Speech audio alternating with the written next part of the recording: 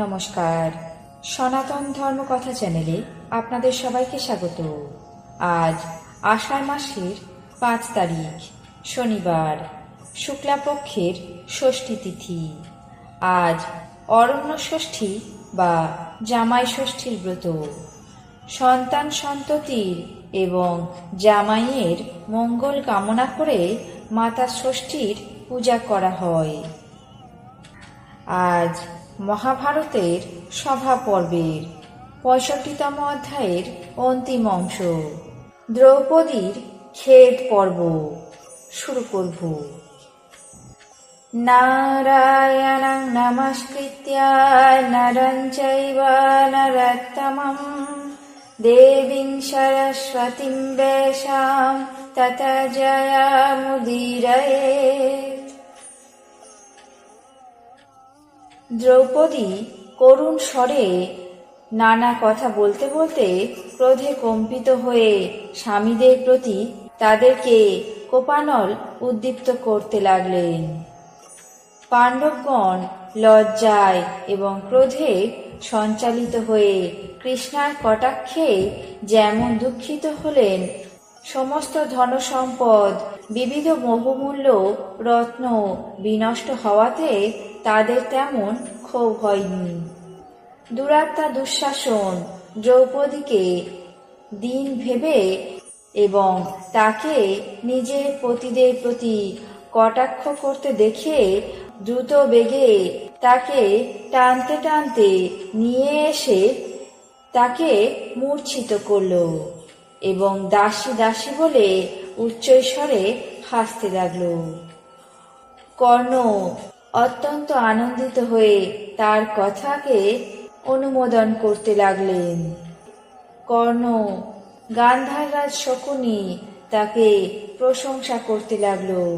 কেবল অন্যান্য সভাসদগণ সেই সভার মধ্যে কৃষ্ণাকে টেনে আনতে দেখে অত্যন্ত দুঃখিত হলেন। তখন ভীষ্ম দ্রৌপদীকে সম্বোধন করে বললেন, হে পুত্রী, এদিকে পরবশ ব্যক্তি পরের ধন পণ রাখতে পারে না, ওদিকে স্ত্রী স্বামীর অধীন, এই উভয় পক্ষই একই মনে হচ্ছে। তোমার প্রশ্নের যথার্থ উত্তর দিতে আমরা অসমর্থ হয়েছি। দেখো, ধর্মাত্মা যুধিষ্ঠির সমস্ত পৃথিবী পরিত্যাগ করতে পারেন। বিশেষত সে নিজের মুখেই স্বীকার করেছে যে সে পরাজিত হয়েছে। তাই জন্য আমিও তোমার প্রশ্নের যথার্থ উত্তর বিবেচনা করতে পারছি না। শকুনি দুধ ক্রীড়ায় অদ্বিতীয়। যুধিষ্ঠির স্বয়ং তার সঙ্গে ক্রীড়া করেছেন। বিশেষত সে স্বয়ং তোমার এই অবমাননা উপেক্ষা করেছে। তার জন্য আমি তোমার প্রশ্নের উত্তর দিতে পারিনি। দ্রৌপদী বললেন, দুরাত্মা দ্রুতপ্রিয় অনার্যগণ মহারাজ ধর্মপুত্র যুধিষ্ঠিরকে আহ্বান করে দুধ ক্রীড়া করার জন্য অনুরোধ করেছিলেন। তবে তিনি কিভাবে স্বয়ং দুধ অভিলাষী হলেন? কুরু পাণ্ডবদের অগ্রজ যুধিষ্ঠির দুরাত্মাদের কপটতা বুঝতে না পেরে তাদের সঙ্গে এই ক্রীড়ায় আসক্ত হয়েছিলেন। মূঢ়গণ সবাই একসঙ্গে তাকে পরাজিত করেছে। তিনি পরে তাদের কপটতা বুঝতে পেরেছেন। যাই হোক, এই সভার মধ্যে অনেক কুরুবংশীয়গণ আছেন। তারা তাদের পুত্র এবং পুত্রবধূদের প্রভু। এখন আমার কথা শুনে আমার প্রশ্নের উত্তর দিন। পাঞ্চালী এমন বলতে বলতে করুণ স্বরে বিলাপ করতে লাগলেন।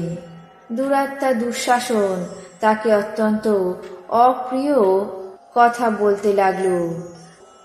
বৃকোদর রজস্বলা দ্রৌপদীর এমন অপমান দেখে ক্রমে ক্রমে যুধিষ্ঠিরের প্রতি অত্যন্ত ক্রোধান্বিত হয়ে উঠলেন।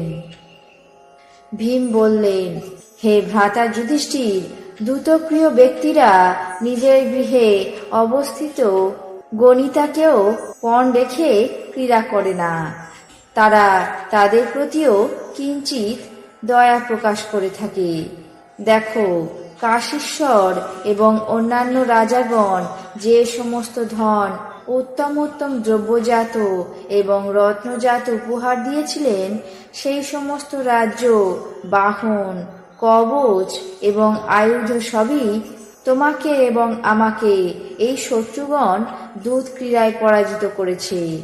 কিন্তু তুমি আমাদের সকলের অধীশ্বর বলে আমি তোমার প্রতি ক্রোধ করিনি। এখন দ্রৌপদীকে পণ রেখে ক্রীড়া করা আমার মতে তোমার নিতান্তই অন্যায় হয়েছে। দেখো, দুরাত্মা কৌরবগণ কেবল তোমার দোষেই পাণ্ডব প্রণয়নী দ্রৌপদীকে এমন অপমান করছে, এমন কষ্ট দিচ্ছে। আমি এই জন্য তোমার প্রতি অত্যন্ত ক্রোধান্বিত হয়েছি। আজ আমি তোমার এই দুই বাহু ভস্মসাৎ করব। সহদেব, দ্রুত অগ্নি নিয়ে এসো।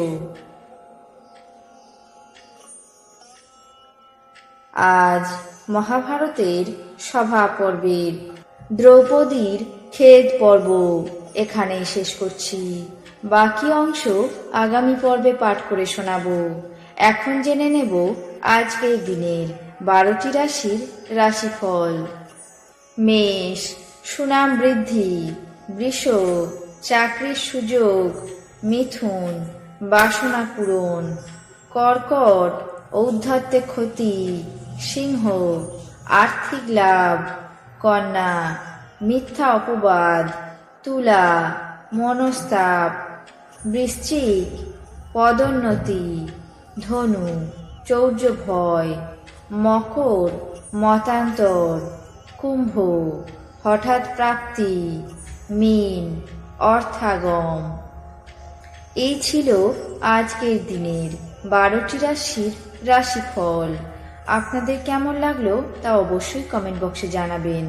চ্যানেলটিকে সাবস্ক্রাইব করবেন, লাইক করবেন, শেয়ার করবেন। ধন্যবাদ।